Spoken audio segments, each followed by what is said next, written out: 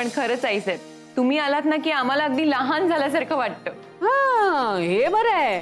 म्हणजे स्वतःला लहान म्हणून घेऊन माझं वय झालंय अशी जाणीव करून देते ती. चला सुरुवात करा. जेवण झालं की निघायचंय मला. अरे लगेच निघणार तुम्ही? आता नवीन ऑफिस बघायला तर आले होते ना, आणि अर्थातच या नव्या मंडळींना भेटायलाही. माझी एक तक्रार आहे पण यांच्याबद्दल. का? काय झालं? म्हणजे आम्ही काही चुकलो का? खूप लाजता तुम्ही, बोलायलाही आणि खायलाही. काय बोलतच नाहीये. काय रे अमित, बोल. कुठचा तू मूळचा? मी पुण्याचा. पुण्याचा? आणि तरी एवढा शांत. आणि तू ग? मी नाशिकची. मग इथे कोणाकडे राहतेस? इथे एकटीच असते. एकटी मुंबईत राहतेस, कौतुकाची गोष्ट आहे. सांभाळून राहा. आणि हे लाजाळूचं झाड ते कुठे राहतं? जुई, अगं तुझ्याशी बोलतायत. मी अंधेरीला राहते आई वडिलांबरोबर. जय तू?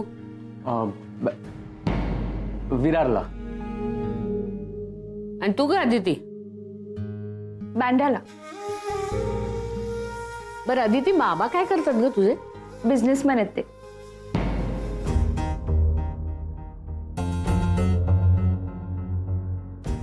अगं पण तू तर म्हणाली होतीस की आताच नोकरीवरून रिटायर झालेत म्हणून. आताच रिटायर झाले माझे बाबा. नोकरीतून की बिझनेस मधून?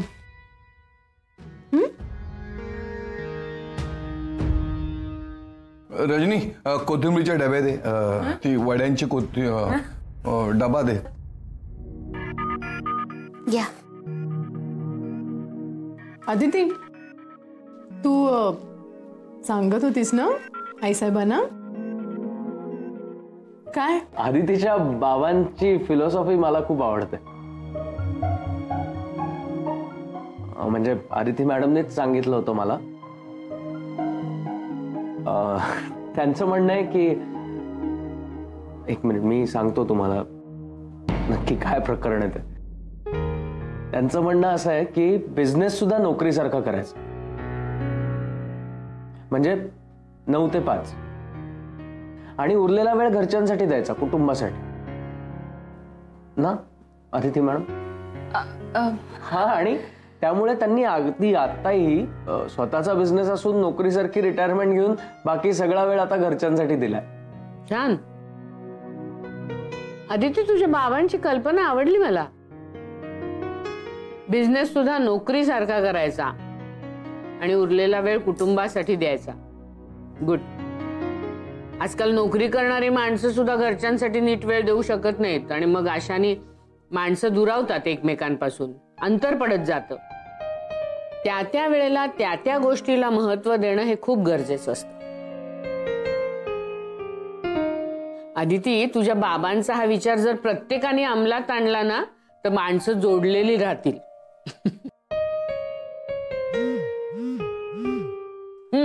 सत्य आहे. अगं काय ग जेवताना? घे ना, घे. सॉरी पण घरून फोन आहे, आलेच मी. चला पोटभर जेवा सगळ्यांनी. हो.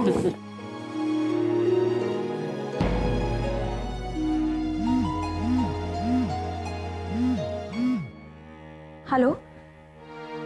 हा वहिनी बोला. अगं काय बोलू? हा, बोलायला वेळ कोणाकडे? ना तुझ्याकडे तिथे असणार ना माझ्याकडे इथे. इतकी कामं पडलीत आणि सगळी एकट्याने करायची आहेत ग बाई. आणि त्यात परत अण्णांची काळजी, आणि ती तर घ्यायलाच हवी ना. मी खरं सांगते, मला ना वेळ लागणार आहे आता. का? काय झालं वहिनी? इतकी कामं पडलीत की कुठली कधी करायची काही लक्षात राहत नाही माझ्या. ते त्यात परत अण्णांच्या गोळ्या, त्यांचं टॉनिक, त्यांचं पथ्य, हे सगळं आहेच ना वेळच्या वेळी. ते करायलाच हवं. कधी काय द्यायचं हे किती महत्वाचं आहे. नको त्या वेळी नको त्या गोळ्या गेल्या तर नको ते परिणाम होतील तर कितीला पडेल आपल्याला. बघ हे ना हे सारखं असं होतं माझं ग, काही सुचतच नाही मला ना. वहिनी तुम्ही काळजी करू नका, आज मी वेळेत पोहोचते. आणि मी एक काम करते, गोळ्यांचं तुम्हाला एका कागदावर लिहून देते, म्हणजे मग तुम्हाला कळेल. अगं बाई म्हणजे तो वेळापत्र करून भिंतीवरच छापणारच की काय. छान छान. नाही करा नाही म्हणजे काय, तुझं काम संपलं. ठीक आहे, करेन पण मी त्या वेळापत्रकानुसार सगळं. अण्णांकडे दुर्लक्ष करून कसं चालेल, हो की नाही. वहिनी मी फोन ठेवतेस का? ठेव. नाही तुलाही खूप कामं असतील ना. आदिती अगं थांब, माझं एक काम कर. नाही येताना तू दादरहून येशील ना, तिथे दादर वेस्टला बघ स्टेशनच्या बाहेर पडलीस की हे भाजीवाले बसतात, फळवाले पण तिथे, त्यांच्याकडून जरा भाजी आणि छान फळं घेऊन ये. आणते. ठेवते मी, मला खूप काम आहेत ना ग, बोलायला वेळ कोणाकडे एवढा. बाय.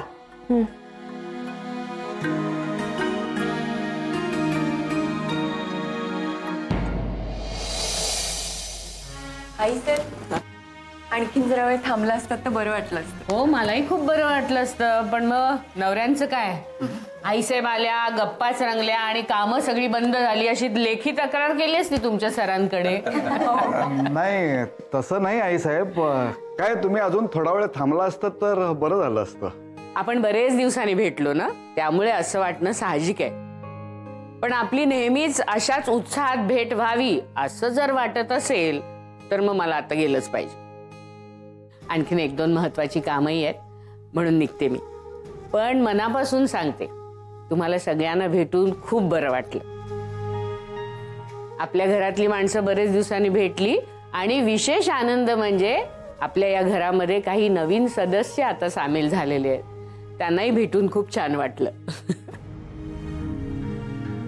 म्हणूनच तुम्हाला मी नेहमी सांगते तेच परत एकदा आज सांगते की या घरातला आनंद टिकवून ठेवण्याची जबाबदारी तुमचीच आहे सगळ्यांची. देवटूस ज्या उंचीवर आज येऊन पोचलेलं आहे ते केवळ तुमच्यामुळे आहे. आणि माझी खात्री आहे की यापुढेही आपण भरघोस यश मिळवणार आहोत, तेही केवळ तुमच्याचमुळे. म्हणजे थोडक्यात काय, जोमानी काम करा. आईसाहेब तुमचं प्रेम आणि आशीर्वाद खूप एनर्जी देतं. आम्ही सगळे मिळून आपल्या कंपनीसाठी खूप मेहनत घेऊ. I am sure. चला येऊ मग आता. चल. एक सेकंड. काय आले. काहीतरी स्पेशल असणार नंदिनी मॅडमचं. थँक्यू. अजून लक्षात आहे नंदिनी तुझ्या. तुम्हाला आवडतात ना म्हणून मुद्दामून. थँक्यू. चला चला कामाला लागा. चला चला. बाय. चल. अरे मी देते.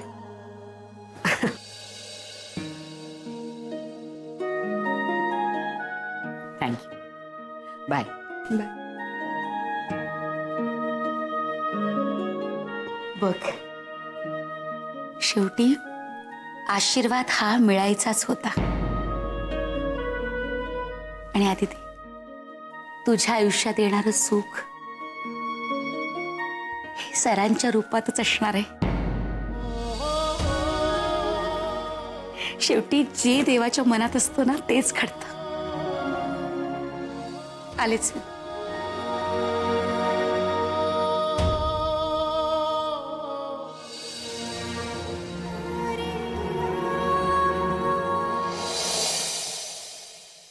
ही बघ, ही इथे बसली आणि आम्ही हिला कुठे कुठे शोधतोय. काय ग, आई साहेब गेले म्हणून आता आराम करतेस? नाही पण सर्वात जास्त धावपळ ही नंदिनी मॅडमनीच केली.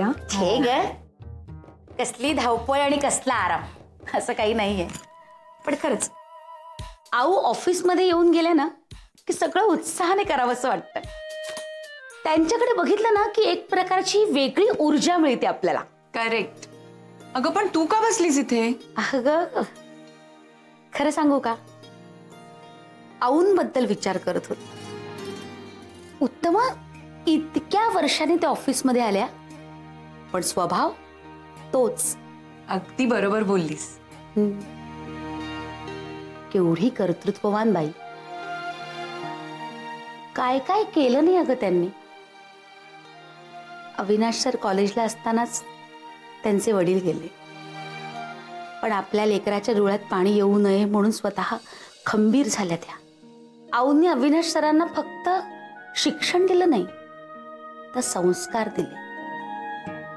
उत्तमा जिजाऊंबद्दल ऐकलं होतं, पण आऊ म्हणजे या काळातली जिजाऊ आहे. त्यांना हाक मारताना सुद्धा ना तेच वात्सल्य, तेच आपले पण जाणवतं. खरंच नाही जमत ग जिजाऊ भाईला. सांभाळते ती आई आणि घडवते ती जिजाई. अविनाश सरांना आऊंनी घडवलंय आणि मग त्यांच्यावर विश्वास टाकून स्वतः जबाबदारीतून मोकळ्या झाल्या. एवढी कणखर आणि प्रेमळ बाई मी आजपर्यंत पाहिली नाहीये. आणि तुला सांगू, त्यांचे हेच सगळे गुण अविनाश सरांमध्ये सुद्धा आहेत. काय? अविनाश सर आणि प्रेमळ.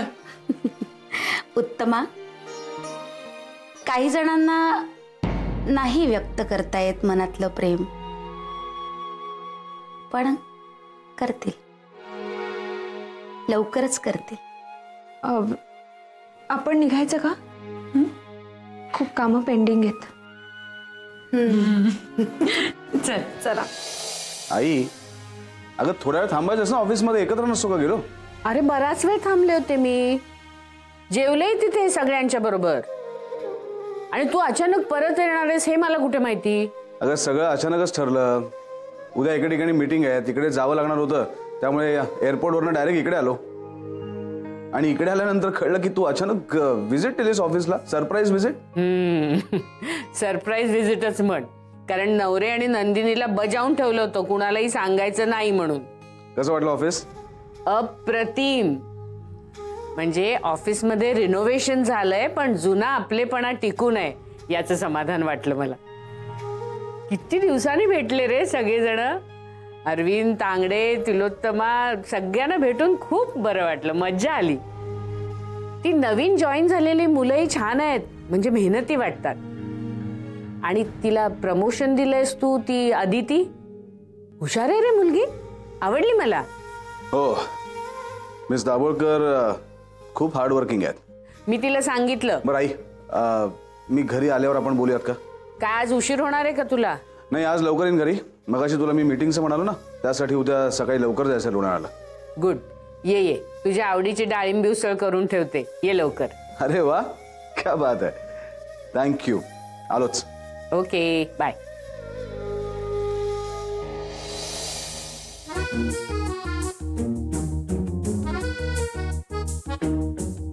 हा, अमित कुठे गेला? नाही, बँकेत गेलाय, मीच पाठवलाय त्याला. अगं बाई, आऊ गेल्यानंतर एवढा बदल? परवानगी सुद्धा दिली? वा. नाही, लगेच येतो म्हणाला म्हणून दिली. Good morning everybody. Good morning sir. Good morning. तुमच्या सगळ्यांच्या चेहऱ्याकडे बघून जो आनंद जाणवतोय मला, तो आई आल्याच आहे. पण सर, तुम्हाला तुमच्या चेहऱ्यावरचा आनंद सांगतोय. आईला सुद्धा या ऑफिसमध्ये येऊन खूप बरं वाटलं. जुन्या मेंबर्सना भेटून तिला खूप छान वाटलं. आणि नवीन मेंबर्सचे तिने खूप कौतुक केलं. सर, आम्हाला सुद्धा खूप बरं वाटलं. हां, मिस दाभोळकर, त्या मुदलियार असोसिएशनच्या प्रेझेंटेशन बद्दल मी काही सजेशन्स लिहून ठेवल्या आहेत. त्या करेक्ट करा आणि त्याची फायनल कॉपी मला द्या. Okay sir. आणि उद्या सकाळी आपण लोणावळ्याला जातोय त्या प्रेझेंटेशनसाठी. तुम्ही माझ्याबरोबर येत आहे. आपण सकाळी जाऊन संध्याकाळी पुन्हा येतोय. सर, लोणावळ्याला थंडी असेल नाही? ती पिकनिकला जाणाऱ्यांसाठी, काम करणाऱ्यांसाठी नाही. उद्या आपण इथेच भेटूया सकाळी लवकर. इथनच निघूया. आणि हां, ती फायनल कॉपी मला पाठवा.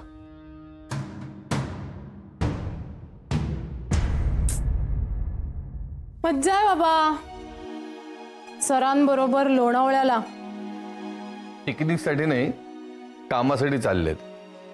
सरांनी सांगितलं, कळलं ना? तेच म्हणजे चांगलं आहे ना. चांगलंच आहे. All the best. आणि आदिती मॅडम, उद्या सकाळी तुम्ही लवकर या. उगाच आमचा खोळंबा करू नका. हे बघा, आता तुम्ही लवकर घरी जा आणि उद्या सकाळी लवकर या लोणावळ्याला जायला. चला, काम करा, काम करा, चला.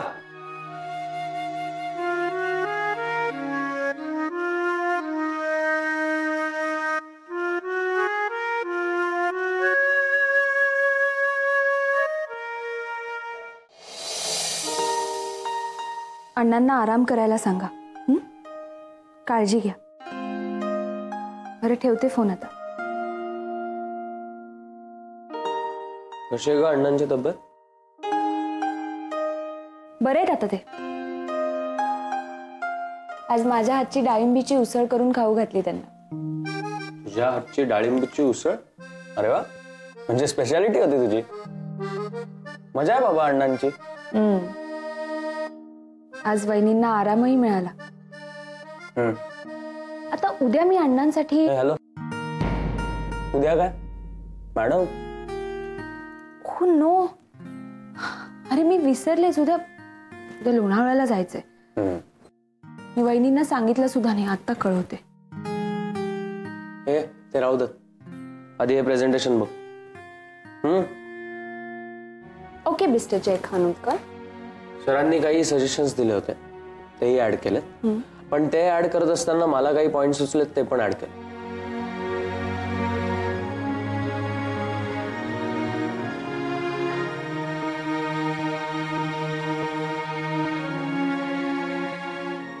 जय, एकदम अप टू द मार्क झालाय हा प्रेझेंटेशन.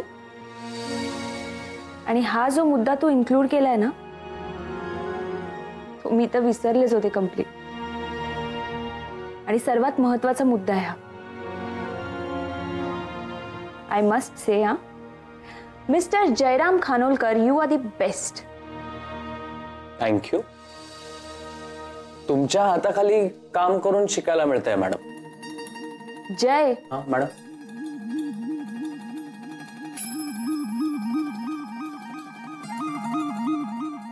बरं, आता सरांना मेल करते. उद्या तुम्हाला लागेल ना मीटिंगला.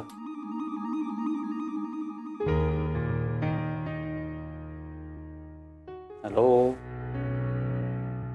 काय झालं? मला उद्या लोणावळ्याला जावं लागणार. खूप टेन्शन आलंय मला. अरे ती टेन्शन नाही घ्यायचं का? त्यापेक्षा स्वेटर घे, कानटोपी घे, हातमोजे घे. थंडीचा प्रश्नच नाही ना. जय, मी सिरियसली बोलतेय. मला खरंच जीवावर आलंय उद्या जाणं. आणि त्यात सध्या जे ऑफिसमध्ये चालू आहे ना, ते इतकं भयानक आहे. हे बघ, ती रजनी काय बोलतीये ना, त्याकडे अजिबात लक्ष देऊ नकोस. Just ignore. तू केपेबल आहेस म्हणून तुला चान्स मिळाला. आणि कोण केपेबल आहे आणि कोण नाही याची पारख सर चांगलीच करू शकतात.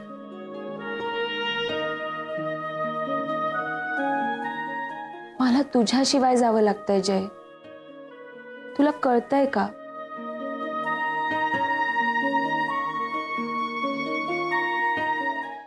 अगं, काम असं आहे की जावं लागणारच ना. आणि एका अर्थी बरंच आहे. मलाही जरा एकांत मिळेल. लग्नानंतर बायकोच्या तावडीत सापडलेल्या नवऱ्याला एक निवांत मोकळा श्वास. तुला खोटा अभिनय करणं अजिबात जमत नाही. त्यामुळे प्लीज प्रयत्नही करू नकोस. उगाच माझं मन वळवण्यासाठी तुझे हे सगळे प्रयत्न सुरू आहेत. मग आपण काय करणार आहोत सांग? सरांना सांगतेस का नाही जमणार म्हणून?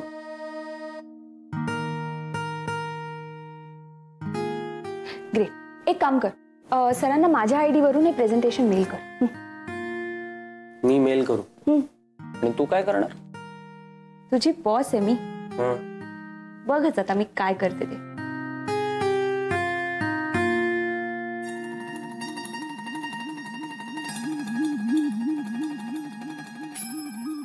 बोला मिस जावळकर. सर मी तुम्हाला प्रेझेंटेशन मेल केलं. ओके, मी वाचून घेतो. सर ॲक्च्युली अजून एक रिक्वेस्ट आहे. हां बोला. माझ्यासोबत जर उद्या माझे टीम मेंबर्स सुद्धा आलेत तर चालेल? मला कळू शकेल असं का? सर ॲक्च्युली त्यांना एक्सपिरियन्स मिळेल ना, आणि मीटिंगमध्ये जे पॉइंट्स डिस्कस होतील ते आमच्या तिघांच्याही लक्षात राहतील. गुड. ठीक आहे, तुम्ही जय आणि जुईला कळवा. Yes sir, thank you so much. Okay, good night. Good night.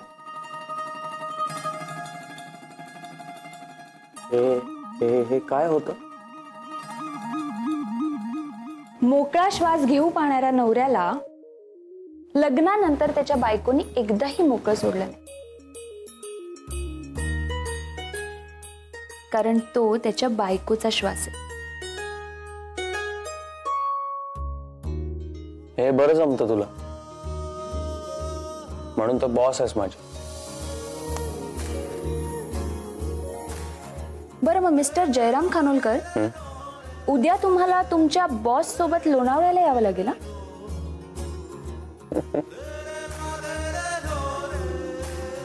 जय, आपण एकमेकांपासून एक दिवसही लांब राहू शकत नाही ना?